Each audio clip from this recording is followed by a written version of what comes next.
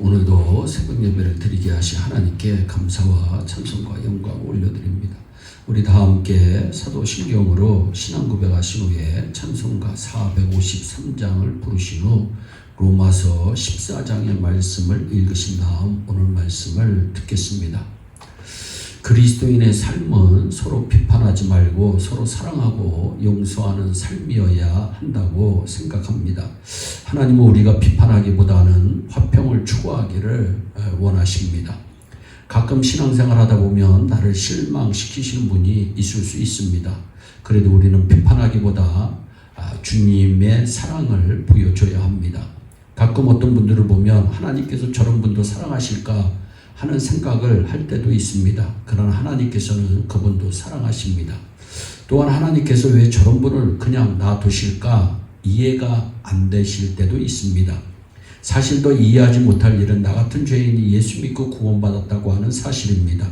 예수님은 우리를 사랑하는 것처럼 우리가 비판하는 그 사람도 사랑하시어 그분을 위해서 죽으셨습니다. 그러므로 예수님이 사랑하는 사람을 우리도 같이 사랑해 주어야 합니다. 마태복음 11장 19절에 예수님은 세리와 죄인의 친구였음을 말씀합니다.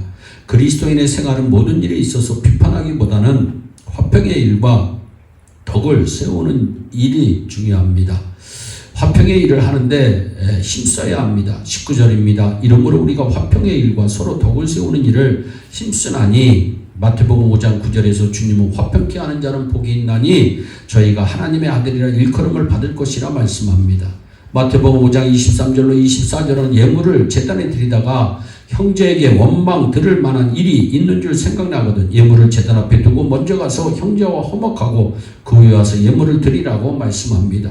로마서 12장 18절입니다. 할 수 있거든 너희로서는 모든 사람으로 더불어 평화하라고 성경은 말씀합니다. 화평의 일이란 사랑에서 나온 이해와 용서를 말씀합니다.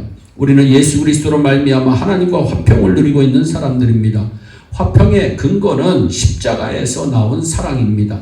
십자가의 사랑으로 화평을 이루셨다고 말씀해 주고 있습니다. 하나님은 십자가의 사랑으로 우리의 지난날의 죄를 용서해 주시는 것입니다. 믿음이 좋다는 것은 무엇일까요? 하나님과 사이가 좋다는 겁니다. 신앙생활 잘한다는 것은 무엇일까요? 하나님을 바로 섬기고 사람과 바른 관계를 맺고 산다는 것을 의미합니다. 그런데 신앙생활을 잘한다면서 형제와 담을 쌓고 원수를 맺고 시기와 질투로 울타리를 치고 사는 것은 바른 신앙생활이 아닙니다. 세계적인 부자였던 록펠러의 어머니가 록펠러에게 늘 주지시키고 강조했던 생활교훈이 있었습니다. 그중 몇 가지를 꼽으면 다음과 같습니다. 첫째, 주일 예배는 본교회에서 드려라. 둘째, 교회에 가면 앞자리에 앉아라. 셋째, 11조를 드려라. 넷째, 목사님을 하나님 다음으로 섬겨라. 다섯째, 원수를 맺지 말라 등입니다. 그의 어머니가 특히 주의 종과 이웃에 대해 화평한 관계를 맺고 살라고 한 부분을 우리는 주목해야 합니다. 그 부분이 깨지면 다른 부분도 깨진다는 것을 그의 어머니는 깨달았던 것입니다. 또한 우리는 덕을 세우는 일에 힘써야 합니다. 덕이란 무엇일까요? 덕이란 말은 마음과 행실이 겸손한 인격의 나타남을 의미하는 말일 것입니다. 일반적으로 정의한다면 옳고 착하고 빛나고 아름답고 따스하고 부드러운 마음씨나 행실이 덕입니다. 그러므로 이 덕이란 말은 그리스도인의 생활의 필수적인 요소입니다. 그리스도인의 열매는 바로 이 덕으로부터 시작해야 하며 이 또 덕의 결실로 과실을 맺어야 합니다. 덕을 세우는 일이라고 하는 말을 원문의 언어로 보면 오이코 도메스라고 하는 단어입니다. 오이코는 집이고 도메스는 세운다라고 하는 뜻이 있습니다. 그러니까 덕을 세운다는 것은 집을 세우는 것 같다는 뜻으로 오이코 도메스라고 한 것입니다. 집을 세우는 것이 쉽지 않듯이 덕을 세우는 것이 쉽지 않습니다. 힘써야 합니다. 덕을 허물고 무너뜨리는 것은 쉽습니다. 남에게 상처를 주고 원수를 맺는 것은 말 한마디로 가능합니다. 우리는 덕을 허무는 자가 아니라 힘써서 주의 이름으로 덕을 세우는 자가 되어야 합니다. 또한 하나님의 사업을 무너지게 말아야 합니다. 20절입니다. 식물을 인하여 하나님의 사업을 무너지게 말라고 말씀합니다. 무너지게 한다고 하는 말은 세우다의 반대말입니다. 문제는 하나님의 사업이 무엇이냐 두 가지로 볼 수 있습니다. 하나는 구원 사업입니다. 다른 하나는 교회가 하는 일입니다. 우리는 언제나 젖이나 먹는 어린아이의 자리에 머물러 있으면 안 됩니다.